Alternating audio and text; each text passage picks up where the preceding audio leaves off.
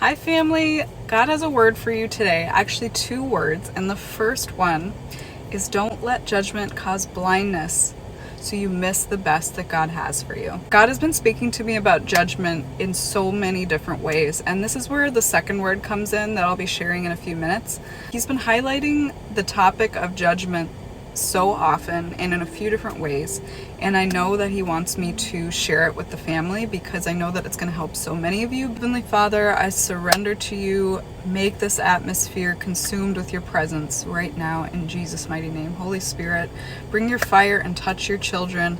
Deliver the words out of my mouth that you want them to hear. Let it not be of my own mind and my own tongue and what I would think, but completely and utterly from you. Thank you in Jesus' name, amen. Well, the Lord has been teaching me a lesson about judgment in my own heart. So I'm going through a situation right now in my workplace and then in my relationships. Since the Lord has delivered me from so much and he's carried me through and caused me to have breakthrough after breakthrough in different areas of my life, the Lord has been so good to me that it has allowed me to see things differently and through the eyes of God now. It's hard sometimes to have that gift because when you hear the mind of God, you also have a human nature still. What I have been learning is that the more that the Lord gives to me, the more I need to surrender to him. I never expected that, yet it makes total and complete sense. How it's happening is when I see somebody that I love doing something that I know isn't good for them, or making choices over and over again that will turn into destruction in their lives or do something negative for them. It doesn't bring them down the path that the Lord has for them. It doesn't bring life. This revelation first started in the book of Judges. The book of Judges is very interesting. The Lord told me to start reading that book when I was doing a fast a couple weeks ago. He is communicating to me that there is a season of separation and judgment going on in the body, in the spirit. And he also wanted to highlight to me that sometimes in the Bible he would grow up leaders, warriors, people that had a prophetic gifting, people that loved the Lord and had a heart for the Lord and were willing to be obedient to God. Some of the judges in the Bible that come to mind right now are Deborah and Gideon, and both have very powerful stories. Deborah prophesied that Israel would win by the hand of a woman, and then because Jael drove the tent peg through the skull of the enemy king. And that's how that prophecy was fulfilled. He's been speaking to me so much through the story of Gideon, but all of the little themes and the symbols that came through in the story of Gideon, all the things that he asked the Lord, he tested the Lord. He asked the Lord to give him a sign, and the Lord came through. At the beginning, Gideon was like, he argued with the Lord. He was like, God, I'm like the smallest of my family, of all the tribes of Israel. Like, what do you mean I'm a mighty warrior? Because God called him a mighty warrior. Some of the people watching right now, God is calling you a mighty warrior, and you're a modern day judge. That doesn't mean we judge the people. You guide the people. And you have a calling to be a leader in the body of Christ in different ways. Make sure to seek the Lord on what that is. This is not going to be the first time you're hearing about it. Either you've heard it through the ears of in your spirit, or you just feel it inside. And I believe that is also the Holy Spirit in you confirming something. Gideon was Israel's judge that helped them to get victory over the Midianites. And Gideon also had to get rid of most of his warriors because the Lord said, you had too many. People are going to think that it's not me, but I am the one that I'm going to deliver you, and I want people to know that it was me. I released a word not too long ago. God wants to do it for you. He said, let me do it. Holy Spirit released that to me while I was reading that story. But do you have judgment on your heart? Are you somebody that the Lord has done so much for, or has shown you the way that is right and well, and you walk in it? You're obedient, and now it makes you feel good in your spirit, which we should feel good. But it also makes us vulnerable to being righteous and judgmental in a way that doesn't allow Jesus' character to be manifest and expressed in our relationships and the way that we treat others. So that is the word. The Lord says, examine your heart so you're not blinded. Find the judgment in your life and surrender it. Say, Lord, take the spirit of judgment away from me. Judgment, break off of me. Lord, I surrender to you. Teach me Teach me your way. Allow me to fall under your judgment, you as the judge. God is the judge. We do not judge. Sometimes people get confused between having good judgment, but really what I believe that God is putting on my heart to share is there's a difference between judgment and discernment. Discernment is when you use what God gave you. It's like the decision making, the knowing, the common sense, the intuition from the Holy Spirit, all these things that the Lord gave us combine into discernment.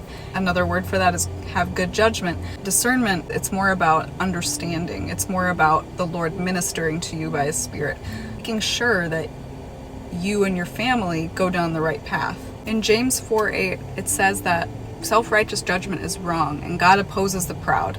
We can actually get in the way by becoming prideful and thinking that this is the way, have pride in our hearts, no, without humility, and then it actually conglomerates into judgment. I believe that if any of this resonates with you, to continue to turn your heart over, to surrender and tell the spirit of judgment to get out of here. You have no place here. And ask the Lord to teach you through His Word and through His understanding, through the Holy Spirit, what it is that you need to do and how you need to live your life, how to get self-righteousness out. And you guys, so much can be accomplished by just asking the Lord, take this from me. Lord, give me a spirit of humility. Have grace and mercy upon me.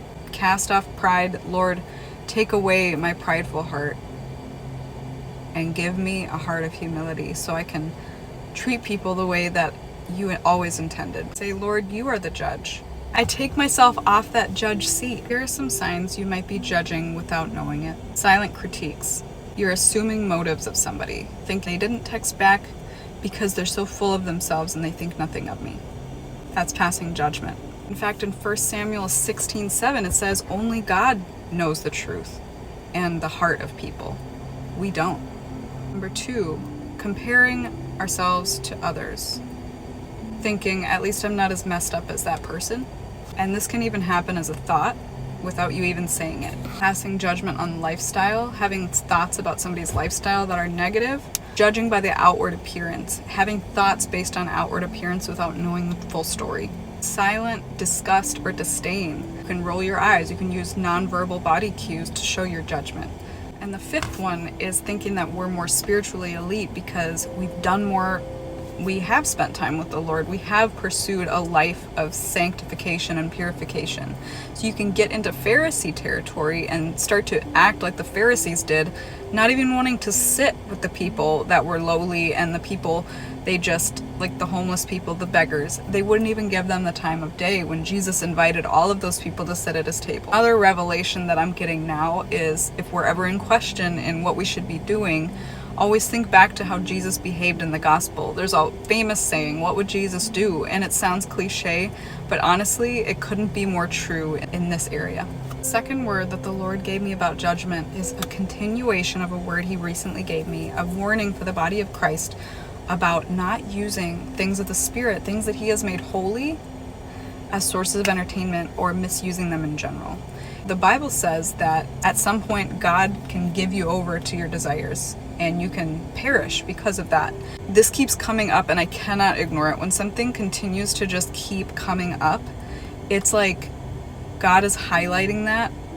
The Lord is highlighting that for a reason, and that is the 3-pronged fork. I was talking to you about how the priests would use that fork in the process of the sacrifice, and they would take part of it. It was used by Eli's sons disrespectfully. They were taking more than what they were supposed to, and it was not for them. So the Lord did not allow them to survive. And it keeps resurfacing in the Spirit as either a pitchfork, which I found out is 2 to 4 prongs, so 2, 3, 4 prongs. And the winnowing fork has come up, which is designed to take the wheat, separate the wheat from the chaff. And the pitchfork is more about moving and tossing. So in both of those ways, the Lord is separating, moving and tossing and rearranging the body of Christ, the genuine from the false, like He did in Matthew 3:12. Right now is a season of the Lord's judgment where He is judging the content of our hearts, what we are bringing to Him. We are sinners, we struggle. And many people just say, well, God has never been there for me. But have you ever really given him a chance to be there for you? Have you really lowered yourself off of your prideful place and surrendered your heart, turned your heart over for him, and genuinely said, Lord, take this mess. I don't know even how I got here, but I know that this is not sustainable. I want your peace instead. Let me take on your son Jesus. Let me take on the cross of Jesus. Jesus' yoke, which is light and easy. Let me take that on. See, that is the people that he's looking for in his kingdom. These are the people that he is separating right now, the ones that are genuine and the ones that are not genuine in their hearts. Heavenly Father, I just pray that this ministered to every single person in the way that you needed it to. I just ask a special prayer that we can receive that peace from you, allow humility, humble ourselves before you have to humble us.